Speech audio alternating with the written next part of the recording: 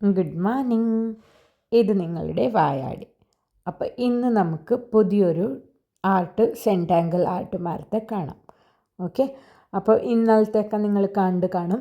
ഇല്ലെങ്കിൽ പഴയ വീഡിയോ പോയി കാണുക, സബ്സ്ക്രൈബ് ചെയ്യുക, ചാനൽ ലൈക്ക് ചെയ്യുക, കമൻറ്റ് ചെയ്യുക. ഇനി അടുത്തത് എന്ത് ടോഡൽ ആർട്ടാണ് നിങ്ങൾക്ക് കാണാനുള്ളത്, അല്ലെങ്കിൽ എന്തിനെക്കുറിച്ചാണ് നിങ്ങൾക്ക് വേണ്ടത് വീഡിയോസ് എന്ന് പറഞ്ഞാൽ മതി. ഞാൻ ട്രൈ ചെയ്യാം പഠിച്ചിട്ട് നിങ്ങൾക്ക് പറഞ്ഞു തരാൻ. ഓക്കെ, അപ്പോൾ ഇതിൽ ഞാൻ എന്തൊക്കെയാണ് ഞാൻ പുതിയതായിട്ട് പഠിക്കണമെന്നുള്ളത് നിങ്ങളിലേക്കും കൂടെ എത്തിക്കുന്നതാണ്.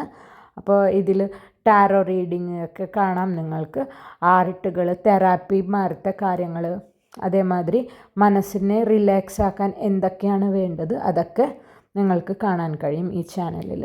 അപ്പോൾ എല്ലാവരും സബ്സ്ക്രൈബ് ചെയ്യുക. ഇപ്പം ഞാൻ ചെയ്യണത് കുറേ ചെറിയ വലിയ വട്ടം മീഡിയം വട്ടങ്ങളൊക്കെ വരച്ച് കൊടുത്ത് ഫുള്ള് പേജിൽ വരച്ച് കൊടുത്തിട്ടുണ്ട്. എന്നിട്ട് അതിന് ചുറ്റും റൗണ്ട് മാതിരി കുറേ വരകളിടുകയാണ് ചെയ്യണത്. അപ്പോൾ ഇത് സമയം എടുക്കും, കുറച്ച് നല്ലോണം എടുക്കും ഇത്. പക്ഷേ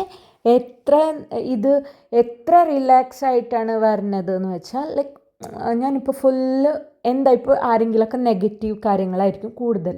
കാരണം ഞാൻ എപ്പോഴും നെഗറ്റീവായിട്ടാണ് ചിന്തിക്കാറ് കൂടുതൽ. അപ്പോൾ നമുക്ക് അത് നെഗറ്റീവ് ചിന്തിക്കാനുള്ള സമയമേ കിട്ടാത്ത മാതിരി ഇങ്ങനെയുള്ള കാര്യങ്ങളൊക്കെ ചെയ്താൽ നമുക്ക് നമ്മുടെ മനസ്സിനെ തന്നെ നല്ലോണം പോസിറ്റീവായിട്ട് ഇരുത്താൻ സാധിക്കുന്നതാണ്.